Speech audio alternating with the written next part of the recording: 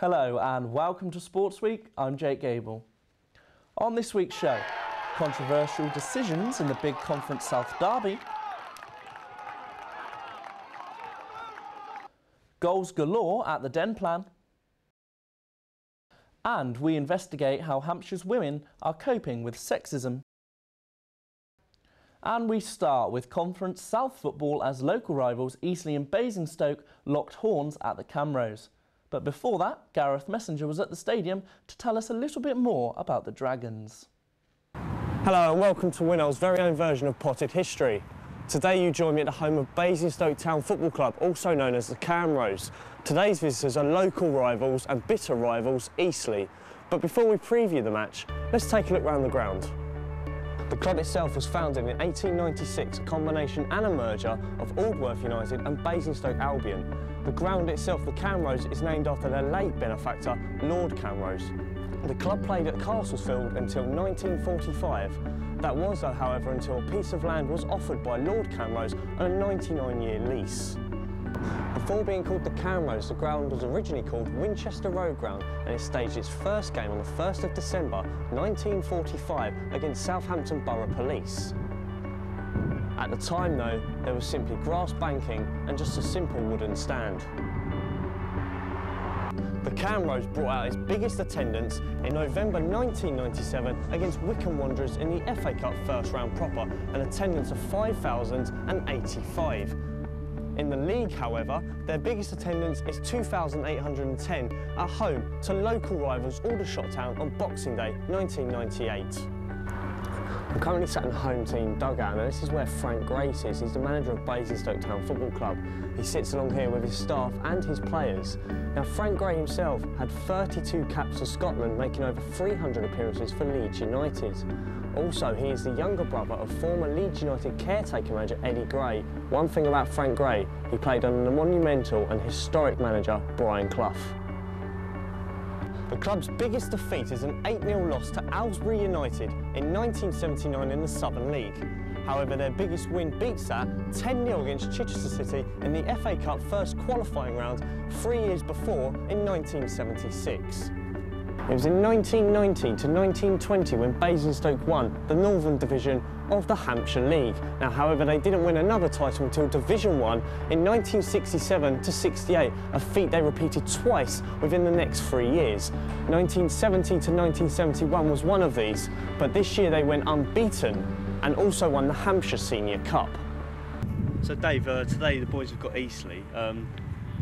How confident are you getting the 3 points today? Well, I mean, we've done reasonably well over the last few weeks. We've gone on a 4-game unbeaten run until unfortunately losing at Chelmsford on Monday night. You know, we've beaten Eastleigh once this season already. That was our first away win of the season earlier in the season. So, but having said that, they're doing pretty well. Eastleigh came to the Camrose last season courtesy of an Anthony Riviere strike. They went home with all 3 points. Basingstoke, although they went in Silver Lake earlier in the year and got 3 points of their own. Ross Adams with the goal. It's Basingstoke Eastleigh. It's Blue Square South football. Eastleigh went to the Camrose on Saturday looking to push for the playoff places, and they started brightly with Jamie Slabber heading a corner just wide. Slabber continued to threaten, but on loan Reading keeper Simon Locke got down well to deny him. Basingstoke's Greg Draper was the hero last week with a hat-trick against Dover, but was forced to leave early after suffering a head injury. Eastleigh continued to press and got their rewards, Slabber scoring with a delightful finish despite the home side's appeals for offside. Slabber, and he's opened the scoring for Eastleigh. It's a scrappy goal, but a marvellous finish by Slabber.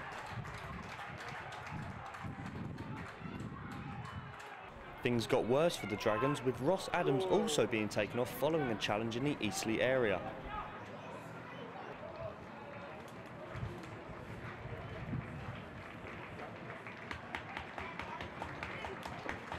Eastleigh doubled their lead in first half injury time when Simon Locke fumbled Anthony Riviere's strike.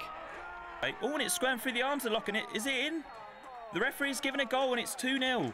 Shades of Robert Green here at the Camrose. Questions were raised whether the ball crossed the line. Our replays were inconclusive. Make up your own mind.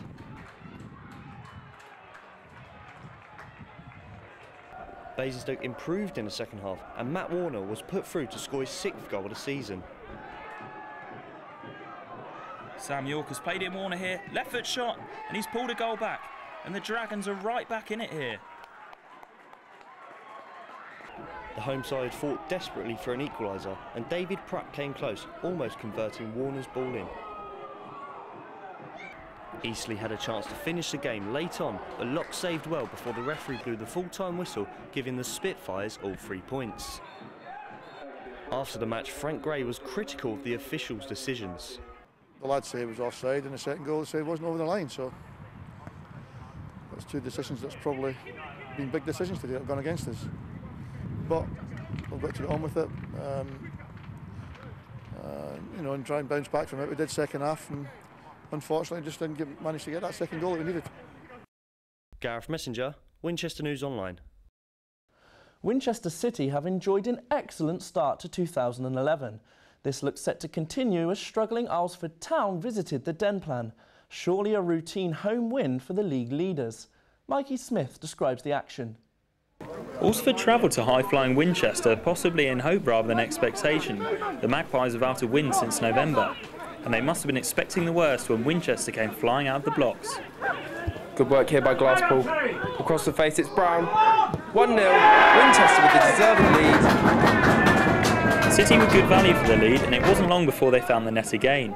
Centre-back Mike Byrne climbing highest to meet Zach Glasspool's corner, and his downward header deceived everyone, much to the delight of his teammates. Now we need to keep count here. That was 2-0. Aylesford started their fight back on the stroke of half-time. Conor McCarthy slipping here at the vital moment to allow Tom Donaldson the opportunity to pull one back for the Magpies. And it was more slap defending from the home side which led to Aylesford's equaliser. McCarthy was caught in possession and skipper Dean Cole was on hand to fire home after marvellous work from Donaldson. But winger Donaldson wasn't done yet. McCarthy heads it, but it falls to Donaldson, his second of the game, and who would have put money on that comeback from Aylesford Town? City weren't ready to roll over and take defeat though, and always looked likely to find themselves an equaliser. McCarthy crosses it in, and it's Mills. It's 3-3, an excellent finish from the former Tottenham man. Guy Butter's side have played some lovely football so far this season, but it's more a case of getting the ball into the opposition area as they search for a winner. Brown flicks the ball on and it comes to Glasspool. Header loops over the keeper. Zach Glasspool finally on the score sheet. Mikey Smith, Winchester News Online. Now to sexism. It's currently a hot topic in the sporting world, and I investigated how the beautiful game in Hampshire is coping with one of its last taboos. After the recent controversy at Sky Sports involving Richard Keys and Andy Gray, I've been left to wonder if sexism is still a problem in football and sport in general. I'm here today at the Winchester City Women's Football Club ground to find out more. Personally, at our level, I don't think there is a great deal of sexism in the women's game. I think probably the higher up it goes, like with all the rules and regulations in the game, it kind of gets a bit worse up there. I personally haven't experienced any form of sexism. I think we just got to continue the way it's going. I mean, the women's game is spreading, and I think the more participation there is in the women's game and the more positive media that it gets, then I think that's going to gradually hopefully get the problem a lot better. I mean, what was it? We had the World Cups last year, and that sort of highlighted the women's game. So we've heard from a female perspective, but what's the male view? It's definitely still there. I think certainly with this job, you become aware of some certain aspects in university sport, and if it's happening still in universities, it's going to still be there in the professional game as well. Biggest thing is a lot of male and female sports started at the exact same time, yet because of gender, certain teams or sports have never been given as much funding or credit as others, purely down to their sexuality. Hampshire FA gave this quote. Hampshire FA is committed to establishing safe and structured football opportunities for the benefit of all concerned, irrespective of age, colour, gender or disability. Hampshire FA supports players in the form of the County Centre of Excellence, proving that females are well respected in football in the county. Jake Gable, Winchester News Online, Winchester. Top of the table over halfway through the season, Winchester women's hockey faced up to Southampton on Wednesday. Michael Connolly went down to profile one of Winchester University's most prolific sports teams. This week, WINOL have been following the Winchester women's hockey team to find out how they're preparing for matches, what goes on behind the scenes, and how they're getting on this season. This is my first season of coaching them, but already kind of before Christmas and after Christmas we've seen a big improvement in both individual skills and team play. We're starting to work a lot more as a team and it's proving positive in the results that we're getting in games as well. The team gets some practice in on a Monday before match days on a Wednesday, and the team coach told us what they get up to. Generally you kind of turn up on a Monday night, plan some sessions beforehand and just coach them, try and improve areas that need improving, move on from last week's games, things like that, and just try and keep progression throughout the season. And just keep it improving, keep it rolling and keep them ready for Wednesdays. What's your prediction for Wednesday's game? I'm hoping for a win as a coach, but I think looking at training tonight and over the past couple of weeks, it's quite positive we should win. The next challenge for Winchester was the arrival of Southampton's women's fourth team. Sitting at top of the league, Winchester were looking for another victory. In a first half that saw very few chances, both teams battle hard, but neither team could get a clear effort on goal. After the team talk, Winchester went on to dominate the second half with most of the possession, resulting in Leanne Robertson scoring early in the second half with this effort.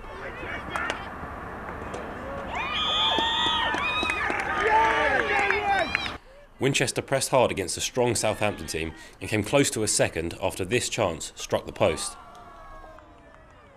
Winchester were again denied a second with this late disallowed goal. Captain Becky McGovern was full of praises for her team.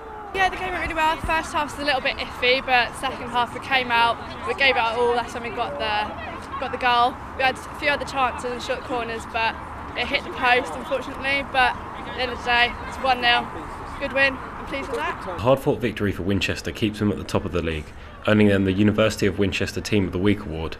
They seem to have the winning formula at the moment, and they will be looking to continue their good form in the following weeks. Michael Connolly, Winchester News Online. Despite the weather not being ideal for cricket, this didn't stop the university men's cricket team facing off in cup action. Gareth Messenger was there. The University of Winchester men's cricket team faced off in cup action on Sunday night in their final match of the indoor league against Fair Oaks Cricket Club. After losing captain Matt Angove early on, fellow opener Lewis Brown was bowled for just 4. Winchester continued to lose wickets and Max Moraine was dismissed cheaply.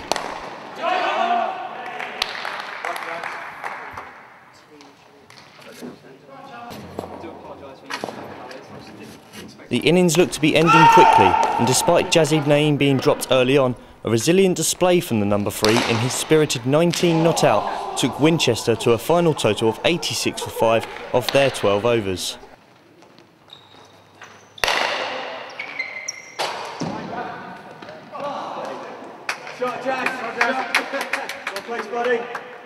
Fair Oaks started well in their reply, pushing the momentum against Winchester. However, 2 quick wickets swung the balance of the match after Moraine dismissed the Fair Oaks opener with good glove work by Angove behind the stumps.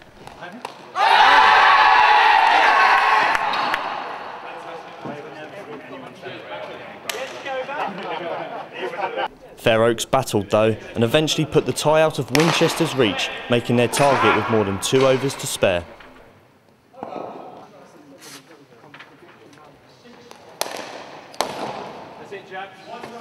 Gareth Messenger, Winchester News Online. Well, that's all your sport for this week. Join us next week as AFC Totton move into their new ground and Eastleigh take on league leaders Braintree. For more award-winning news and sport, please log on to www.winol.co.uk. Until next time, bye-bye.